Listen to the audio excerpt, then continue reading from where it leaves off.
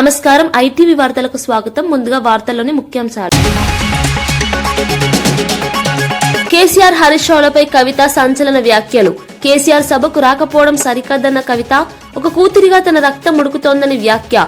హరీష్ పైన విమర్శలు చేసిన కవిత.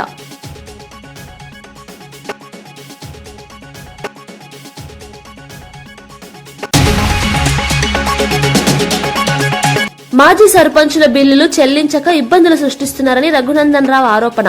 అభివృద్ధి పనులకు అప్పులు తెచ్చిన సర్పంచులకు అన్యాయం, గ్రామ పాలనను నిర్వీర్యం చేస్తుందని రఘునందన్ విమర్శ. పెండింగ్ బిల్లులు వెంటనే విడుదల చేయాలని డిమాండ్.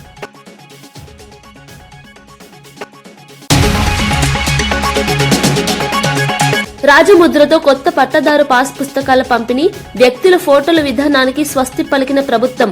భూ యాజమాన్యానికి చట్టబద్ధ గుర్తింపు కల్పింపు, రైతులకు వేగంగా పంపిణీ పూర్తి చేయాలని ఆదేశాలు.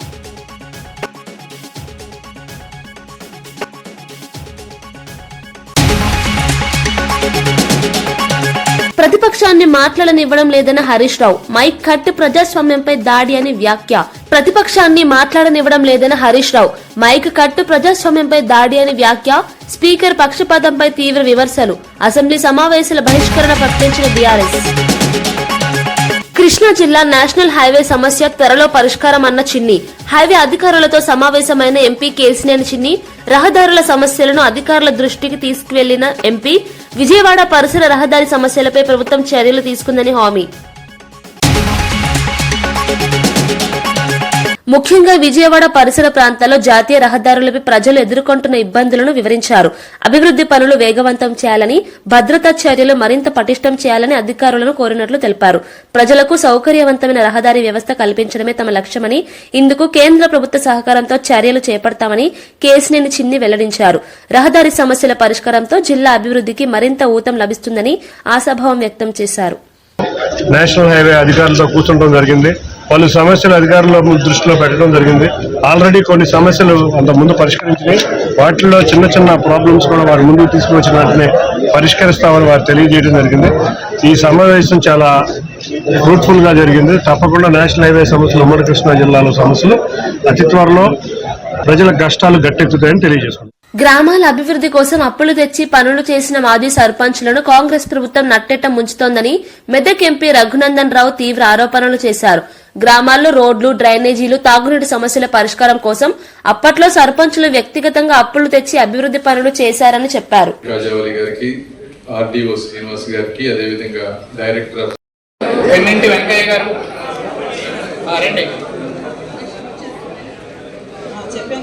శివశంకరరావు గారు పిన్నింటి రండి. శివశంకరరావు వట్టి చెరుకూరులో అనంతవరపాడు వట్టి చెరుకూరు గారికి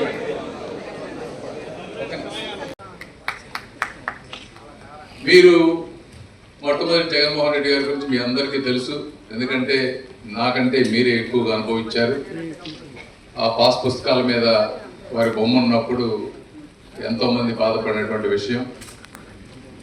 అంటే పాస్ పుస్తకాలు మార్చడమే కాదు, ఆ రోజున సర్వే రాళ్ల కోసం దాదాపుగా 680 కోట్ల రూపాయలు, అదేవిధంగా ఈ పాస్ పుస్తకాలు మార్చడం కోసం అంటే వారి బొమ్మ వేసుకోవడం కోసం 15 నుంచి 20 కోట్లు దాదాపు సుమారుగా మొత్తం 700 కోట్ల రూపాయలు ఖర్చు పెట్టారు.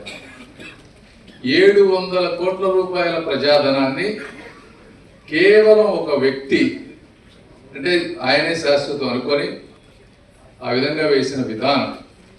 700 కోట్ల రూపాయలతో ఎన్ని అభివృద్ధి చేశారు. ఎప్పుడు మెడికల్ కాలేజ్ ఇవన్నీ అడుగుతారు. 2-3 మెడికల్ కాలేజీలు అయిపోయి, గ్రామాల్లో కొన్ని 100 గ్రామాల్లో రోడ్లు అయ్యాయి. సో రకరకాలుగా చేయొచ్చు. అయినప్పటికీ వారు చేశారు. ఏదేమైనప్పటికీ ఈ రోజున మళ్ళీ గౌరవ ముఖ్యమంత్రి గారు చంద్రబాబు నాయుడు గారు దీన్ని ఈ విధానం కాదు, వ్యక్తులు శాశ్వతం కాదు,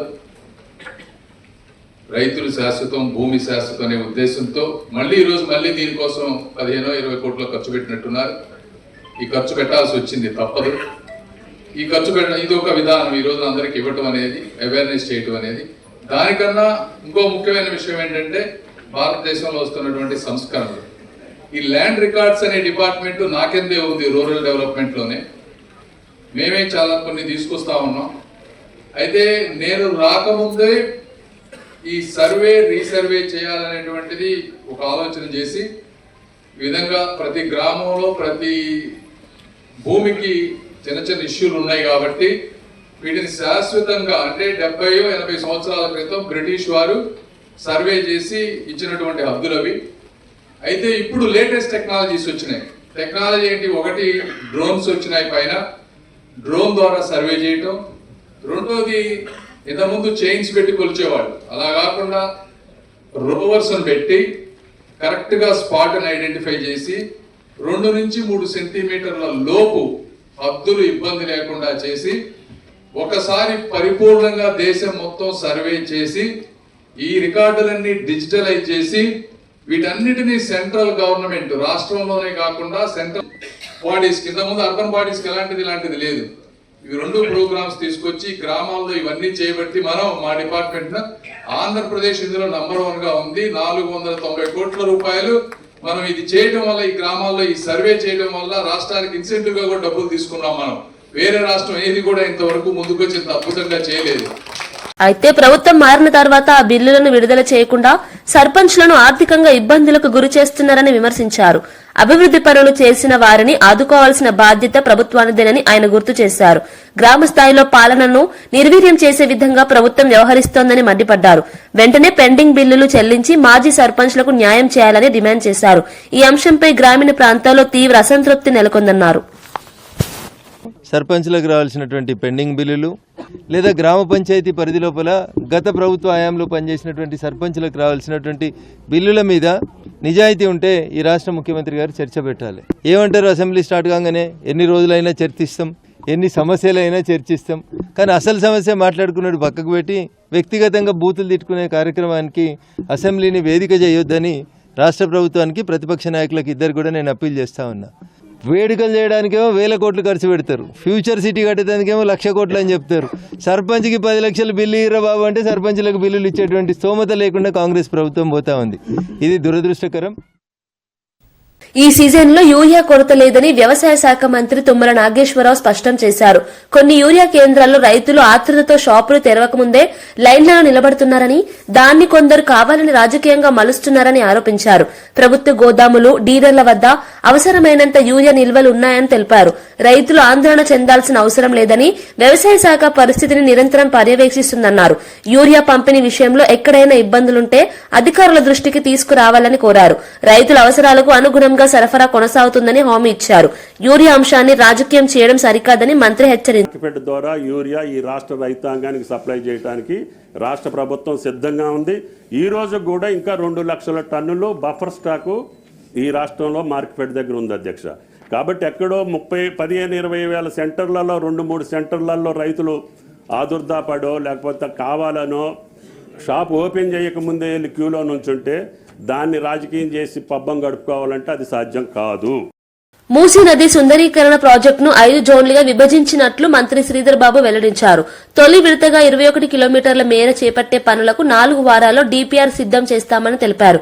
ఈ ప్రాజెక్టును 2 ఏళ్లలో పూర్తి చేయడమే లక్ష్యంగా ప్రభుత్వం ముందుకు వెళ్తోందన్నారు. మూసీ నది పునరుజ్జీవనం ద్వారా హైదరాబాద్ నగర ముఖ చిత్రమే మారుతుందని ధీమా వ్యక్తం చేశారు.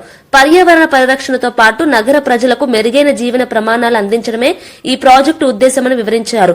డ్రైనేజీ, మురుగునీటి శుద్ది, గ్రీన్ బెల్ట్స్ ఏర్పాటు వంటి అంశాలపై ప్రత్యేక దృష్టి సారిస్తామని చెప్పారు. మూసీ ప్రాజెక్టు హైదరాబాద్ కు గర్వకారణంగా నిలుస్తుందని మంత్రి తెలిపారు. Lots of exercise has been done. Now the DPR is on the process and DPR will be completed in next 4 weeks. And we are hopeful and we are taking very serious steps that the works will begin in February, March of 2026. And we have a plan, but at any cost, the Zone 1 should be completed by 2 years. Zone 1. Zone 1 is, phase 1 is 1 kilometer. अब बताया वो Anantagiri Hills से 21 kilometers till Gandhi, this thing. Gruhajyothi పథకం ద్వారా 52.82 లక్షల కుటుంబాలు లబ్ది పొందుతున్నాయని deputy CM Bhatti Vikramarka వెల్లడించారు. 200 యూనిట్ల వరకు ఉచిత విద్యుత్ అందించే ఈ పథకం ద్వారా రాష్ట్ర ప్రభుత్వం ఇప్పటి వరకు 3,593.17 కోట్లను విద్యుత్ సంస్థలకు చెల్లించిందని శాసన మండలిలో తెలిపారు. ఎస్పీడీసీఎల్ పరిధిలో 25.35 లక్షల కుటుంబాలు, ఎన్పీడీసీఎల్ పరిధిలో 27.46 లక్షల కుటుంబాలు లబ్ది పొందుతున్నాయని వివరించారు. పేద మధ్య తరగతి కుటుంబాలపై విద్యుత్ భారం తగ్గించడమే ప్రభుత్వ లక్ష్యమన్నారు. సంక్షేమ పథకాలను ఆర్థిక క్రమశిక్షణతో అమలు చేస్తున్నామని స్పష్టం చేశారు. గృహజ్యోతి పథకం ప్రజల్లో మంచి స్పందన పొందుతోందని తెలిపారు. ఇప్పుడున్నటువంటి ప్రభుత్వం ఈ 200 యూనిట్ల వరకు పెద్ద ఎత్తున రాష్ట్ర వ్యాప్తంగా అమలు చేస్తున్నటువంటి మాట వాస్తవం అధ్యక్ష. ఒక కుటుంబాన్ని యూనిట్గా తీసుకొని ఇస్తున్నాం కాబట్టి మహిళలందరికీ వర్తిస్తున్నట్టే ఇది 200 యూనిట్ లోపల వాడకందారులందరికీ. సో దీనికి సంబంధించి ఎస్పీడీసీఎల్లో రాష్ట్రాలలో ఉన్నటువంటి 2 డిస్కంలు ఎస్పీడీసీఎల్ పరిధి, ఎన్పీడీసీఎల్ పరిధి 2గా విభజన చేయబడి ఉన్నటువంటి రాష్ట్రంలో ఎస్పీడీసీఎల్ కింద 25,35,560 కుటుంబాలకి ఈ 200 యూనిట్ల ఉచిత కరెంటుని ప్రతి నెల జీరో బిల్లు ఇస్తూ ఆ జీరో బిల్లు సంబంధించినటువంటి లబ్ధిదారులు కట్టాల్సిన బిల్లుల్ని ఆ లబ్ధిదారుల తరఫున రాష్ట్ర ప్రభుత్వం విద్యుత్ శాఖకి నేరుగా నిధులు చెల్లిస్తూ ఉన్నాం.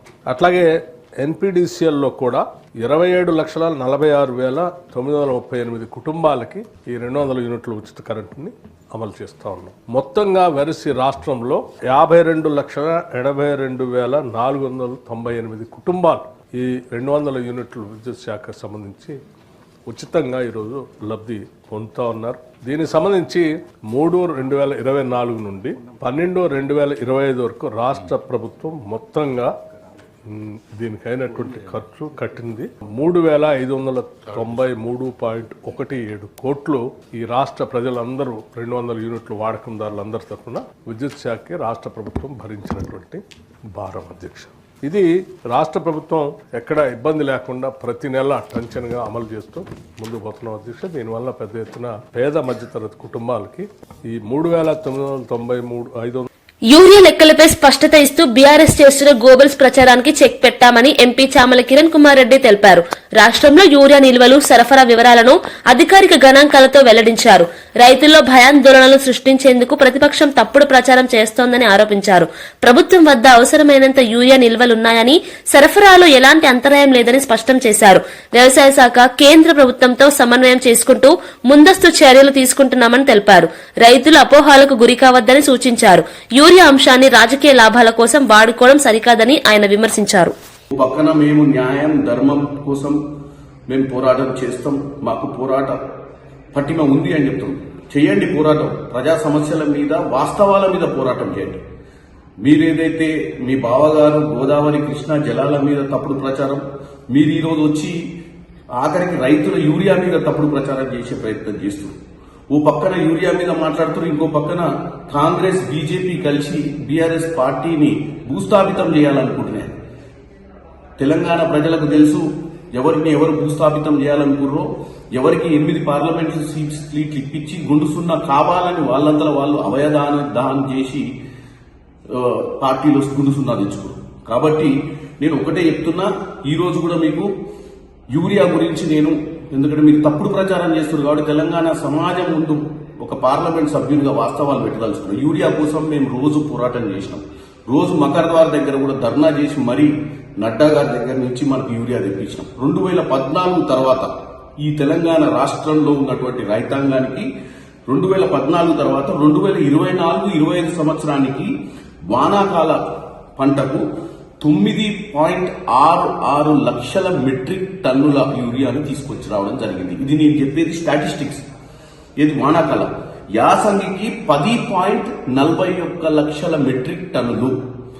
ఈ 24-25కు సంబంధించిన వానాకాలానికి, యాసంగికి మొత్తం 2014 నుంచి 2025-24-25 బలహీన వర్గాల అభివృద్ధికి సమగ్ర ప్రణాళికతో ప్రభుత్వం ముందుకు వెళ్తోందని మంత్రి పొన్నం ప్రభాకర్ తెలిపారు. బీసీ, ఎస్సీ, ఎస్టీ వర్గాల విద్యకు ప్రభుత్వం అత్యున్నత ప్రాధాన్యత ఇస్తుందని స్పష్టం చేశారు.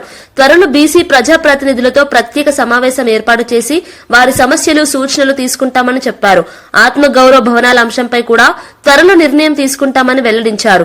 బలహీన వర్గాలు ఆర్థికంగా, సామాజికంగా ఎదగడమే ప్రభుత్వ లక్ష్యమని తెలిపారు. సంక్షేమ పథకాలు కేవలం ప్రకటన ప్రకటనలకే పరిమితం కాకుండా క్షేత్రస్థాయిలో అమలు అయ్యేలా చర్యలు తీసుకుంటున్నామని చెప్పారు. ప్రతి వర్గానికి న్యాయం జరిగేలా ప్రభుత్వం బాధ్యతగా పనిచేస్తోందని మంత్రి పొన్నం ప్రభాకర్ పేర్కొన్నారు. కేటాయించిన మాట వాస్తవమే, కానీ స్థలాలను అభివృద్ధి చేసుకోవడానికి కూడా కోట్లాది రూపాయలు అవసరమయ్యేటువంటి పరిస్థితి స్థలాలు ఉన్నాయి.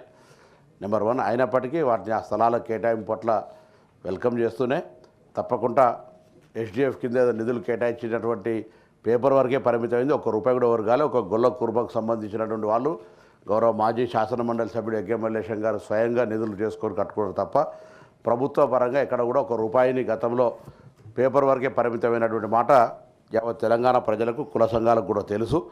మేము ఈ ప్రభుత్వం ఏర్పడ్డ తర్వాత బలహీన వర్గాల శాఖ మంత్రిగా అన్ని కుల సంఘాలకు సంబంధించిన సమావేశాలు ఏర్పాటు చేసుకొని వాళ్ళ ద్వారా వాటికి సంబంధించిన ఒక విశ్వాసం కలిగజేసే విధంగా ప్రణాళికలు తీసుకొని పోతా ఉన్నాం. వాస్తవంగా కొంత బడ్జెట్కు సంబంధించినటువంటి ఆర్థికపరమైన ఇబ్బందులు ఉన్నప్పటికీ బడ్జెట్ కేటాయింపులు దాని తదుపరి ప్రైమరీగా ఎడ్యుకేషన్తో పాటుగా ఈ యొక్క అసోసియేషన్ సంఘాలకు సంబంధించినటువంటి స్కిల్ డెవలప్మెంట్ కావచ్చు, ఇతరత్ర ప్రోగ్రామ్స్ తీసుకోవడానికి చేసుకుంటున్నాం. దానికి సంబంధించి ఎక్కడ కూడా ప్రభుత్వం మీరు వాళ్ళు చెప్తా ఉన్నారు బలహీన వర్గాలకు న్యాయం జరగాలి. బలహీన వర్గాలకు సంబంధించి 100% ఈ ప్రభుత్వం కాంగ్రెస్ పార్టీ సామాజిక న్యాయానికి కట్టుబడి ఉంది. అటు పార్టీ పదవులు కావచ్చు, అధికార పదవులు కావచ్చు, రాజకీయంగా కావచ్చు, లేదా అధికార వికేంద్రీకరణ లోపల కూడా తప్పకుండా బలహీన వర్గాలకు సముచిత న్యాయం కలిగజేసేదాని కొరకే మా కార్యాచరణ ఉంది అనేటువంటి మాట కూడా ఈ సందర్భంగా మనవి చేస్తున్నాం. తప్పకుండా 100% వారు కోరిన విధంగా తొందరలోనే ఒక సమగ్రమైనటువంటి ప్రణాళిక ఈ ఏదైతే కేటాయింపబడ్డటువంటి ఏర్పడ్డ కార్పొరేషన్ ఉన్నాయో వాటికి సంబంధించి శాశ్వత సిబ్బందిని ఏర్పాటు చేయడంతో పాటుగా శాశ్వత కార్యాచరణ ఆయా వర్గాల స్కిల్ డెవలప్మెంట్ కావచ్చు, లేదా భవిష్యత్తులో వాళ్ళ కాళ్ళ మీద వాళ్ళు నిలబడడానికి ముందుకు తీసుకుపోయే ప్రయత్నం చేస్తున్నాం. నిధులు కేటాయించినాము. దానికి సంబంధించినటువంటి ప్రణాళికలతోటి వాస్తవంగా నిధులన్నీ గతంలో ఒక స్కీమ్ ద్వారా క్షేత్రస్థాయి దాకా తీసుకోబోలేనప్పటికీ ఆ పథకం ఆగిపోయి ఉన్నది. పథకం మళ్ళీ తొందరలోనే మార్చి లోపల దాన్ని ప్రకటించిన విధంగా నిధులు ఖర్చు చేస్తామనేటువంటి మాటను గౌరవ సభ్యులందరూ కూడా తెలిపారు. కేసీఆర్ ను ముఖ్యమంత్రి రేవంత్ రెడ్డి విమర్శిస్తున్న తీరు తనకు తీవ్ర ఆవేదన కలిగిస్తోందని తెలంగాణ జాగృతి అధ్యక్షురాలు కల్వకుంట్ల కవిత అన్నారు. కేసీఆర్ చేసిన త్యాగం, ఉద్యమ ఫలితంగానే తెలంగాణ రాష్ట్రం ఏర్పడిందని ఆమె గుర్తు చేశారు. అసెంబ్లీకి కేసీఆర్ వచ్చి ఆరోపణలు చేసే వారి నోర్లు మూయించాలని కోరారు. సభలో బబుల్ షూటర్లతో సమాధానాలు చెప్పడం వల్ల ప్రజలకు నిజాలు అర్థం కావడం లేదని వ్యాఖ్యానించారు. అక్రమాలకు పాల్పడిన వారిని డిప్యూటీ ఫ్లోర్ లీడర్లుగా నియమించడం దురదృష్టకరమన్నారు. కేసీఆర్ అసెంబ్లీకి రాకపోతే పార్టీని ఎవ్వరూ కాపాడలేరని తీవ్ర వ్యాఖ్యలు చేశారు. తెలంగాణ రాజకీయాల్లో జరుగుతున్న పరిణామాలపై ఆమె వ్యాఖ్యలు ప్రాధాన్యత సంతరించుకున్నాయి. 10 ఏళ్ల బీఆర్ఎస్, 2 ఏళ్ల కాంగ్రెస్ లో కూడా పాలమూరు రంగారెడ్డి ప్రాజెక్ట్ అనేటటువంటిది 1 ఎకరానికి కూడా నీళ్లు ఇవ్వలేకపోయినటువంటి మాట 100% వాస్తవం. అయితే 10 సంవత్సరాలు బీఆర్ఎస్ ఈ ప్రాజెక్టు సాగదీసిందని చెప్పి నిన్న గౌరవ ముఖ్యమంత్రి గారు ఏవైతే విమర్శలు చేసినారో అవి మాత్రం నేను తీవ్రంగా ఖండిస్తా ఉన్నాను. ఎందుకంటే ఒక ఉద్యమ నాయకుడిని పట్టుకొని టెర్రరిస్ట్ కసబ్తో కంపేర్ చేస్తూ ఒకసారి ఉరేయాలి, రాళ్లతో కొట్టాలి అనేటటువంటి మాటలు ఏవైతే మాట్లాడిందో అది ముఖ్యమంత్రి పదవిలో ఉన్నటువంటి వ్యక్తులు మాట్లాడే మాటల్లాగా లేవు. దీన్ని మేము చాలా తీవ్రంగా ఖండిస్తా ఉన్నాం. మరి ప్రత్యేకించి నేను కేసీఆర్ గారి బిడ్డగా రేవంత్ రెడ్డి గారు అట్లాంటి మాటలు మాట్లాడుతూ ఉంటే నా రక్తం మరిపోతా ఉంది. ఎందుకోసం అంటే చేసినటువంటి ఉద్యమం, చేసినటువంటి త్యాగం, వచ్చినటువంటి రాష్ట్రం డెఫినెట్ గా కేసీఆర్ గారి ఉద్యమ ఫలితమే. మరి వాళ్ళ అదే రాష్ట్రానికి ముఖ్యమంత్రి అయినటువంటి వ్యక్తి కేసీఆర్ గారి చిత్తశుద్ధిని శంకిస్తా ఉంటే నేను రిక్వెస్ట్ చేస్తా ఉన్నాను, కేసీఆర్ గారే డైరెక్ట్ గా హౌస్ కు వచ్చి మరి ఇటువంటి ఆరోపణలు చేసేటటువంటి వాళ్ళ నోర్లన్నీ మూతపడేలాగా చేయాలి. ఎందుకంటే సోర్స్ జూరాల నుంచి శ్రీశైలం ఎందుకు మార్చారు అనేది కేసీఆర్ గారికే బాగా తెలుసు. అట్లా కాకుండా ఈ బబుల్ షూటర్స్ గా చెప్పుకునేటటువంటి వాళ్లకు డిప్యూటీ ఫ్లోర్ లీడర్ పదవులు ఇచ్చి మరి వారితో జవాబు చెప్పిద్దామంటే ప్రజలకైతే విషయం అర్థం కాదు, మ్యాటర్ పోదు. మరి బబుల్ షూటర్ల వల్లనే ఈ ట్రబుల్ అంతా వచ్చింది. ఈ బబుల్ షూటర్ల వల్లనే మొదటి ప్యాకేజ్ దెబ్బపడ్డది. ఈ బబుల్ షూటర్ వల్లనే పాలమూరు రంగారెడ్డి లాంటి ప్రాజెక్టులు చాలా పెద్ద ఎత్తున ఇబ్బంది పడ్డాయి. మళ్ళా వాళ్ళకే పెత్తనం ఇచ్చి, వాళ్ళకే డిప్యూటీ లీడర్లు ఇచ్చి మరి అసెంబ్లీకి కేసీఆర్ గారు రాకపోతే మాత్రం బీఆర్ఎస్ పార్టీని ఆ భగవంతుడు కూడా కాపాడలేడు. In the interest of the people of Telangana KCR garu వస్తే బాగుంది. ఎందుకు మాటలు పడాలి? తెలంగాణ ఉద్యమంతో సంబంధం లేనటువంటి వ్యక్తులు, ఏదో అనుకోకుండా అందలం ఎక్కినటువంటి వ్యక్తులతోని కేసీఆర్ గారు మాటలు పడే అగత్యం రాకూడదని ఒక బిడ్డగా నేను చెప్తా ఉన్నాను. అది పక్కన పెడితే రాజకీయంగా ఈ 2 సంవత్సరాల్లో అధికారంలో కాంగ్రెస్ కూడా 1 ఎకరానికి కూడా పాలమూరులో అదనంగా నీళ్లు ఇవ్వలేదు. ముఖ్యమంత్రి గారు నిన్న ప్రెస్ మీట్ పెట్టి చాలా మాటలు మాట్లాడిండ్రు, చాలా ప్రగల్భాలు పలికిండ్రు. నిజంగా మీరు పాలమూరు బిడ్డ అయి ఉంటే సరే, పాలమూరు రంగారెడ్డికి రకరకాల లీగల్ కాంప్లికేషన్స్ ఉండొచ్చు. ప్రతిపక్షంగా ముఖ్యమంత్రిని విమర్శిస్తే అసెంబ్లీలో మైక్ ఇవ్వకపోవడం ప్రజాస్వామ్యానికి విరుద్దమని మాజీ మంత్రి జగదీష్ రెడ్డి మండిపడ్డారు. సభకు ముఖ్యమంత్రి పొగడ్తలు చెప్పేందుకు రాలేదని, ప్రజల తరఫున ప్రశ్నలు అడగడానికే వచ్చామని స్పష్టం చేశారు. మూసీ అంశంపై ప్రశ్నలు లేవనెత్తగానే తమ పార్టీ నేతల మైక్ కట్ చేయడం పక్షపాత వైఖరిని ఆరోపించారు. స్పీకర్ వైఖరికి నిరసనగా బీఆర్ఎస్ పార్టీ సభను బహిష్కరించిందని తెలిపారు. అసెంబ్లీలో ప్రతిపక్షానికి సమాన అవకాశాలు ఇవ్వాలని డిమాండ్ చేశారు. ప్రజాస్వామ్య విలువలను కాపాడాల్సిన బాధ్యత ప్రభుత్వంపై ఉందని జగదీష్ రెడ్డి స్పష్టం చేశారు. ఇంత బాధ్యతాయుతంగా మేము ఒక ప్రశ్నలు అడిగినాము ప్రజల తరఫున. మేము ప్రజల తరఫున ఉంటాం, మేము మిగతా కార్యక్రమాలు మీరు చేసుకోండి, కానీ పేద ప్రజల ఇండ్లు కూలగొడితే మాత్రం మేము వాళ్ళ వెంట ఉంటామని చెప్పి చాలా స్పష్టంగా చెప్పిన మా పాలసీ. ఆ తర్వాత ముఖ్యమంత్రి ఇష్టం వచ్చినట్టు దాడి చేసేసి మాకు అవకాశం ఇవ్వకుండా ఇంకొక ప్రతిపక్షానికి అవకాశం ఇచ్చేసేసి మూసేస్తున్నప్పుడు మేము మా రెండవ శాసనసభ్యురాలు, మా ఇంకో ఉపనాయకురాలు సబితా ఇంద్రారెడ్డి గారికి అవకాశం వస్తే వారు మూసి ప్రస్తావన తేగానే స్పీకర్ గారు మైక్ కట్ చేస్తారు. సునీతా లక్ష్మారెడ్డి గారికి అవకాశం ఇచ్చి వారు మాట మొదలు పెట్టే ముందే మళ్ళీ కట్ చేసిండ్రు. మా ఇంకో డిప్యూటీ లీడర్ గారు తలసాని శ్రీనివాస్ యాదవ్ గారు, సీనియర్ నాయకులు, వారు మాట్లాడి ఇది పద్ధతి కాదు, శాసనసభను ఇట్లా నడిపితే ఎట్లా, మా సభ్యులు ఒక్క మాట కూడా అనలేదు, ముఖ్యమంత్రి గారు వారి ఇష్టం వచ్చిన పద్ధతుల్లో మాట్లాడినరు, ఇది సరైనది కాదు అని చెప్పి వారు మాట్లాడుతుంటే వారు మైక్ కట్ చేసారు. చివరికి మళ్ళీ మేమందరం డిమాండ్ చేస్తే హరీష్ రావు గారికి మైక్ ఇచ్చి దాన్ని కూడా కట్ చేసేసి మీరు ముఖ్యమంత్రిని విమర్శ చేస్తే నేను మైక్ ఇవ్వను అని చెప్పి మాట్లాడితే అసలు ఇది మన ప్రజాస్వామ్యమేనా, సభ నడిపే విధానమేనా? ఇది ముఖ్యమంత్రిని విమర్శించకపోతే ముఖ్యమంత్రిని డబ్బా కొట్టడానికి వస్తుందా ప్రతిపక్షం ఎక్కడన్నా? ప్రతిపక్షానికి స్పీకర్ గారు నిర్దేశిస్తాడా ఏం మాట్లాడాలో? ముఖ్యమంత్రిని పొగుడుతూ మాట్లాడమని స్పీకర్ గారు రాసిచ్చింది చదవడానికి వస్తుందా సభకి ఎక్కడైనా ఎవరైనా ప్రతిపక్షం? కనీస విలువలు లేకుండా, కనీస సాంప్రదాయాలు తెలియకుండా, సభను నడిపే విధానమే లేకుండా, ఇవాళ ఒక నిబంధనలు అనేవి లేకుండా ఇష్టరాజ్యంగా స్పీకర్ గారు సభను ఏదైతే నడుపుతున్నారో, మేము ఆ స్పీకర్ గారి వైఖరికి నిరసనగా, ఇవాళ ముఖ్యమంత్రి మాట్లాడిన ఆ ఘోరమైన భాషకు నిరసనగా, ఆయన కంపు భాషకు నిరసనగా మేము ఈరోజు సభను బైకాట్ చేసి రావడం జరిగింది. తప్పకుండా ఈ పద్ధతి ఇలాగే కొనసాగితే సభను ముఖ్యమంత్రి స్పీకర్ గారు ఒకరే నడుపుకోవాల్సి వస్తుంది తప్ప మిగతా వాళ్ళు రారు. ఇది ప్రజాస్వామ్యంలో జరగాల్సిన విధానం కాదు. ఇప్పటివరకు భారతదేశంలో ఏ సభ చరిత్రలో కూడా ఈ రకంగా ఒక స్పీకర్ రూలింగ్ ఇచ్చే పద్ధతి ఉండదు. ముఖ్యమంత్రి గారిని పొగడండి, మీరు ముఖ్యమంత్రిని విమర్శిస్తే నేను అవకాశం ఇవ్వమని చెప్పడానికి స్పీకర్ గారికి అటువంటి అవకాశమే లేదు, ఏ నిబంధనలలో కూడా లేదు. కానీ నిబంధనలు ఏమీ లేవు, మా ఇష్టం వచ్చినట్టు నడుపుతాం, మేము ఏం చెప్తే కదా ఇక్కడ అని అనుకుంటే మాత్రం కరెక్ట్ కాదు. స్పీకర్ గారు కూడా నిబంధనలే ఉంటాయి, శాసనసభ నడపడానికి నిబంధనలు ఉంటాయి, తప్పకుండా నిబంధనల ప్రకారమే నడవాలి. సభలో అందరి సభ్యులకు సమాన హక్కులు ఉంటాయి, వాళ్ళ హక్కుల్ని కాపాడాల్సిన బాధ్యత మాత్రమే స్పీకర్ గారికి ఉంటుంది. ఈ విషయాలు కూడా మర్చిపోయి ఏకపక్షంగా ప్రభుత్వానికి సపోర్ట్ చేస్తూ ఏదైతే స్పీకర్ గారు ఇవాళటువంటి మాటలు మాట్లాడినరో మేము దాని నిరసనగానే మేము ఈ రోజు సభను బాయ్కాట్ చేసి రావడం జరిగింది. ప్రధాన ప్రతిపక్షానికి అసెంబ్లీలో మాట్లాడే అవకాశం ఇవ్వకుండా అణచివేతకు పాల్పడుతున్నారని మాజీ మంత్రి హరీష్ రావు తీవ్రంగా విమర్శించారు. ముఖ్యమంత్రిపై విమర్శలు చేస్తే మైక్ కట్ చేస్తామని స్పీకర్ చెప్పడం దారుణమన్నారు. ఇది ప్రజాస్వామ్యంపై దాడి అని వ్యాఖ్యానించారు. కేసీఆర్ పై అనుచిత వ్యాఖ్యలు చేస్తూనే ప్రతిపక్షాన్ని మాట్లాడనీయకపోవడం ఏ విధమైన న్యాయమని ప్రశ్నించారు. స్పీకర్ పక్షపాత వైఖరికి నిరసనగా ఈ శాసనసభ సమావేశాలను బీఆర్ఎస్ పార్టీ బహిష్కరిస్తున్నట్లు ప్రకటించారు. నువ్వు ఆ కేసీఆర్ గారి మీద పదే పదే చావు భాష కోరుకుంటావా? తెలంగాణ తెచ్చిన నాయకుడు, ప్రధాన ప్రతిపక్ష నాయకుడు, 10 ఏళ్లు ముఖ్యమంత్రిగా చేసిన కేసీఆర్ గారిని పట్టుకొని అడ్డగోలు మాటలు మాట్లాడతావు. నువ్వు ఒక తెలంగాణ ద్రోహివి, నువ్వు ఒక నీళ్ల ద్రోహివి. నువ్వు కేసీఆర్ గారి పట్ల అటువంటి భాష మాట్లాడడం చాలా తీవ్రంగా మేము ఖండిస్తా ఉన్నాం. రాహుల్ గాంధీ గారు పొద్దున్న లేస్తే రాజ్యాంగం చేతిలో పట్టుకొని తిరుగుతాడు. ఇక్కడేమో అసెంబ్లీలో రాజ్యాంగం ఖూనీ అవుతా ఉంది. ప్రధాన ప్రతిపక్షానికి మైకే ఇవ్వడం లేదు. అందువల్ల మేమందరం కూడా ఇక ఈ శాసనసభలో కూర్చున్నా వేస్తూ మైక్ ఇవ్వకుండా ముఖ్యమంత్రిని తిట్టద్దంటాడు. స్పీకర్ గారు ఆన్ రికార్డ్ అక్కడ కూర్చొని మీరు ముఖ్యమంత్రి గారి మీద విమర్శ చేయొద్దు అంటాడు. అనొచ్చా అట్లా స్పీకర్? ముఖ్యమంత్రి గారి మీద మీరు మాట్లాడితే మీ మైక్ కట్ చేస్తా అంటాడు. మరి మేము ఉండేందుకు అసెంబ్లీలో?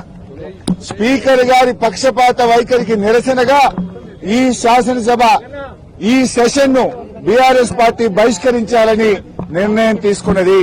స్పీకర్ గారు. వార్తలు ముగించే ముందు ముఖ్యాంశాలు మరోసారి. కేసీఆర్ హరీష్ రావులపై కవిత సంచలన వ్యాఖ్యలు.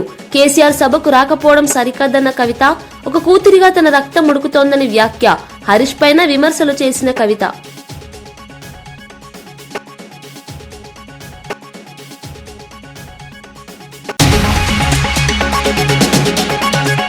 మాజీ సర్పంచుల బిల్లులు చెల్లించక ఇబ్బందులు సృష్టిస్తున్నారని రఘునందన్ రావు ఆరోపణ. అభివృద్ధి పనులకు అప్పులు తెచ్చిన సర్పంచ్లకు అన్యాయం, గ్రామ పాలనను నిర్వీర్యం చేస్తుందని రఘునందన్ విమర్శ. పెండింగ్ బిల్లులు వెంటనే విడుదల చేయాలని డిమాండ్.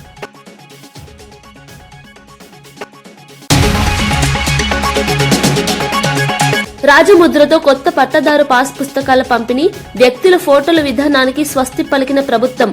భూ యాజమాన్యానికి చట్టబద్ధ గుర్తింపు కల్పింపు, రైతులకు వేగంగా పంపిణీ పూర్తి చేయాలని ఆదేశాలు.